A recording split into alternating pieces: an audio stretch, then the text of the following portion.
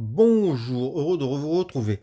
Alors, chaque année, décembre, c'est le mois des tops 10 des films vus en salle ou sur les plateformes. Et moi, j'ai rajouté ça parce que j'aime beaucoup voir ou revoir des films que j'ai découverts en 2024, mais qui sont des vieux films, ou des films dont je suis passé à côté. Donc, ça peut être des films qui ont 2 3 ans, ou ça peut être des films qui ont 50 ans. Je, je me réfère à ce que dit Jean-Baptiste Toré, c'est-à-dire qu'on découvre toujours les films, il n'y a pas de nouveauté. Quand on voit un film, ce n'est pas une nouveauté, c'est un film qu'on découvre. Et donc je pense la même chose. Et donc l'année dernière, j'avais fait un premier top comme ça, que je vais morceler en 2 parties, un top 10, mais je vais faire, aujourd'hui, je vais aller de 10 à 6, et puis après je ferai de 5 à 1. Mais aujourd'hui, donc, c'est top des vieux films découverts en 2024. De vieux films, le mot est pas tout à fait juste, parce que des fois il a 2 3 ans. On commence de suite, mais là je crois que c'est peut-être même un des plus vieux. Et une vraie surprise, avec un film qui s'appelle Meurtre de Richard Potier, avec Fernandel. C'est un film sorti chez Gaumont en double programme avec Le Voyage du Père. Et c'est l'histoire d'un viticulteur qui est très amoureux de sa femme, mais elle est atteinte d'un cancer. Et il demande de l'aide à ses frères, mais ses frères ne l'aident pas parce que c'est mauvais genre, et puis voilà, il a abandonné la famille, c'est une grande famille bourgeoise. Et du coup, le mari, joué par Fernandel, va euthanasier sa femme lui-même, parce qu'elle le demande à corps et à cri, et elle le souffre, alors qu'il a un frère médecin, mais qui ne veut pas l'aider à la soulager. Et du coup, ses frères vont tout faire pour l'interner parce que ça ne se fait pas, que ce n'est pas bien vu dans leur univers. C'est un film incroyablement méchant, sombre, noir. Alors, ce Richard Potier n'est pas un grand réalisateur. Je pense que c'est plus un film, je dirais, de scénariste, où le scénario est écrit et les dialogues sont écrits par Harry Janson, qui est, on oublie souvent, mais qui est un des meilleurs dialoguistes français. Et c'est vrai qu'Audiard l'a un peu éclipsé, mais vraiment Henri Janson, quand vous voyez Dialogue Henri Janson, allez-y parce que ça va être un régal. Et parfois même, il sauve un film. Et là, ben, c'est fait incroyablement, c'est écrit incroyablement juste, c'est sec, mais c'est méchant, c'est sombre. Le film est en 3 parties. On a la partie euthanasie, on a la partie descente aux enfers pour le personnage de Fernandel, et la troisième partie qui est une vengeance. J'en dirai pas plus. Mais vraiment, c'est un film à découvrir, et le Blu-ray, la qualité est sublime. Donc vraiment, je vous le conseille. Donc, le numéro 10 de ce top, c'est Meurtre de Richard Potier. Numéro 9, Mario Bava, parce que j'ai décidé de voir tous les Mario Bava, ou de revoir tous les Mario Bava, et celui-là je l'avais jamais vu, c'est Les Chiens Rangés. Un film tardif de Bava, c'est un film des années 70. Euh, c'est un film qui se déroule entièrement dans une voiture, et c'est un film on pourrait le mettre dans les policiers Tesco, mais c'est pas tout à fait le cas. Enfin, en tout cas, c'est un film assez radical, assez sombre. 5 personnes dans une voiture, 6. Une petite fille, son père, 3 cambrioleurs et une otage. Et je n'en dirai pas plus, mais il y a quelque chose de poisseux dans ce film-là. C'est un film qui se déroule en été, dans une voiture, et on a presque les odeurs, là, on le ressent. Les acteurs transpirent, ils sont filmés en gros plan. Alors il n'y a pas vraiment de stars. Il y a Riccardo Cucella qui avait joué dans le fameux Sacco et Vanzetti, qui avait reçu même le prix. Je crois qu'il jouait Vanzetti, je crois, ouais, je confonds toujours les deux. C'est soit Sacco, soit Vanzetti. Mais bon, voilà. Et il jouait aussi dans Borsalino Co. Donc, petit personnage tout frêle, mais qui souvent jouait des gens calculateurs, intelligents, ou frêles. Voilà. Mais c'est un vrai grand acteur. Et puis, il y a aussi George Esman, qui a tourné dans les années 70 et il a tourné dans tout et n'importe quoi. Et donc il devait rencontrer Bava et c'est dans celui-là qu'il l'a rencontré. Il en fait des caisses, mais il est monstrueux et ça apporte beaucoup au film, le côté outrageux, je sais pas comment on dit, mais en tout cas, on n'est jamais dans la caricature, mais on est dans la folie totale. Et c'est un film malaisant au plus haut point. Et le film, je vous dis, il se déroule entièrement dans une voiture et on se sent étouffé tout le long. Et voilà, ça va loin. Comme on dit, on n'en ressent pas un dème. 8. Alors là, c'est plus récent. Et j'ai découvert ça sur Arte. C'est La conspiration du Caire. Alors, c'est de Tariq Saleh.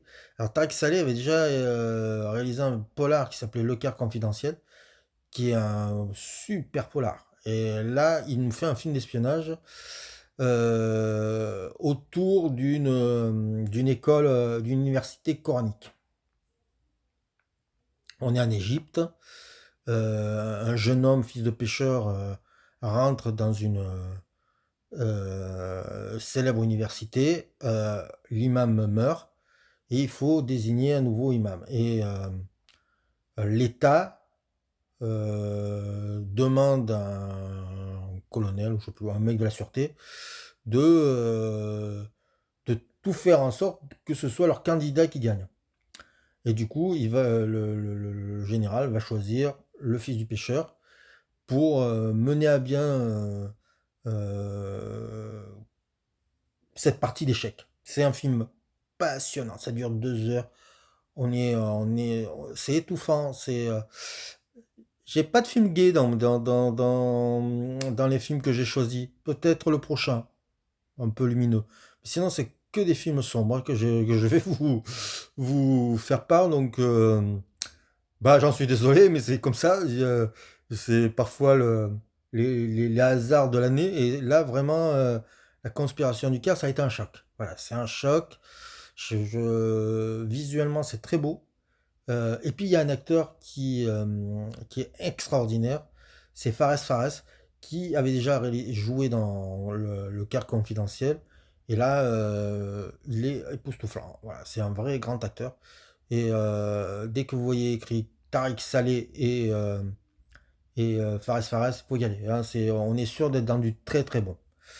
Donc c'était le numéro 8. Le numéro 9, c'était Les Chiens Enragés de Mario Bava. Donc le numéro 7, vous voyez, je vais vite, hein, je ne veux pas vous assommer, c'est pour ça que je veux faire court aussi. Le numéro 7, c'est Le Diable au corps de Marco Bellocchio. Alors Les Chiens Enragés, c'était sorti chez Sidonis Calista, Meurtre chez Gaumont, la conspiration du Caire, j'ai vu ça sur la télé, donc je ne peux pas vous dire chez quel éditeur. Par contre, Le Diable au corps de Marco Bellocchio, c'est sorti chez Make My Day, la collection de Jean-Baptiste Toré chez Studio Canal, et c'est la version avec Marouchka Detmers. Alors, je crois que Radiguet n'est même pas cité, pourtant c'est une adaptation très lointaine du livre. Euh, c'est un film sur la passion, comme on a pu en voir plein à une certaine époque, comme on n'en voit plus maintenant malheureusement. C'était amour, sexe et souvent autre chose qui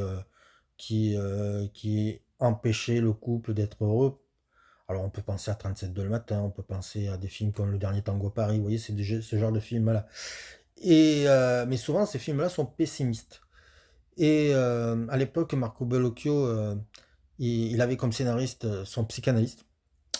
Et ils ont décidé de faire un film optimiste et lumineux. Un film qui raconte des choses assez dures, puisque le mari de Maoucha Detmers est en prison parce qu'il était au Brigade Rouge, je crois, je ne veux pas dire de bêtises. Et donc, c'est une femme qui est malheureuse et elle va tomber amoureuse d'un jeune étudiant. On est dans l'Italie après les années de plomb.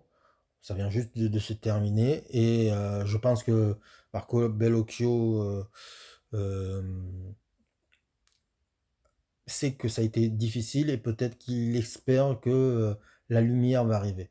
Alors il y a des scènes, chaudes, hein, voilà, sulfureuses. Il y a une scène de fellation, voilà, je le dis, qui est vraiment pratiquée, il y a pas d'effets spéciaux.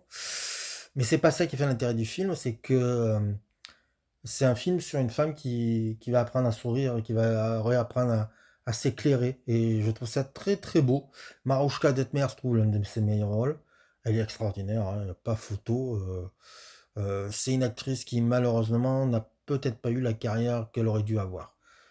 C'est un grand film, hem, mmh et moi j'étais surpris, par la teneur du film.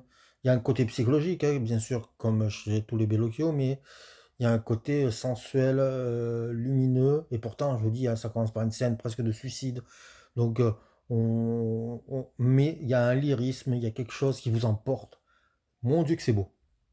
Heu, il est loin, hein, dans ce top 10 mais bon, voilà, j'aurais pu le mettre plus proche, mais je sais. Voilà, c'est comme ça. Bon, il y avait beaucoup, beaucoup de beaux films cette année. J'ai découvert beaucoup, beaucoup de beaux films et j'en suis content. Numéro 6. Alors là, j'étais très surpris. Par la qualité de ce film, c'est Je suis le seigneur du château de Régis Varnier. Ça raconte, l'histoire d'une femme, Dominique Blanc, qui va, être, la nounou d'un jeune garçon, heu et c'est Jean Rochefort le père et c'est une famille bourgeoise, elle va s'en occuper et tous les 2 vont vite tomber amoureux l'un de l'autre et les enfants vont se retrouver l'un face à l'autre et ils peuvent pas se blairer et ça va être une guerre. Une véritable guerre des nerfs, d'une très, très grande violence et d'une très, très grande noirceur. Alors au début, on a presque un face à face, psychologique où ils se font les pires coups, possibles et inimaginables. Après on bifurque dans le conte et dans presque le film d'aventure. Et il y a une traversée de la nuit, dans une forêt, voilà et la troisième c'est horrible. Je peux pas en dire plus, mais c'est horrible et j'avais oublié à quel point Régis Varnier avait été, à un moment donné, un très grand réalisateur, très influencé par Hitchcock et Brian De Palma. Ils s'étaient rencontrés, grâce à Studio Magazine à l'époque. Ils avaient dialogué avec, Brian De Palma et ils étaient devenus amis et on voit qu'ils avaient, le même sens de l'image. Ce qui, je pense, a un peu perdu à un moment donné. Mais c'est un film vraiment formidable. Et je trouve qu'il n'est pas à sa juste valeur dans le cinéma français. Je pense que parce que sa noirceur qui est totale et mais qui en fait un grand film. C'est un film qui j'aurais pas compris plus jeune. Bon, voilà, je pense qu'il faut être vu, avoir un peu de maturité pour comprendre. En tout cas, c'est un grand film. Et lui, il est sorti chez LCG, je crois, ou LGC, je sais jamais. Je ne sais pas s'il en existe encore, mais je vous conseille vraiment. Puis en plus, la beauté de l'image, voilà, c'est vraiment un très très grand film et qui mérite d'être redécouvert. Alors, je vous fais un petit récapitulatif des 5 films dont je vous ai parlé et on se retrouvera bientôt dans une prochaine vidéo où je vous parlerai des 5 autres films. Alors, en 10, Meurtre de Richard Potier. En 9, Les chiens enragés de Mario Bava. En 8, La conspiration du Caire de Tariq Saleh. En 7, Le diable au corps de Marco Bellocchio. J'aime bien parce que c'est très éclectique. Et en 6, Je suis le seigneur du château de Régis Varnier. Je vous conseille absolument ces films. Et si vous les voyez, dites-moi ce que vous en avez pensé.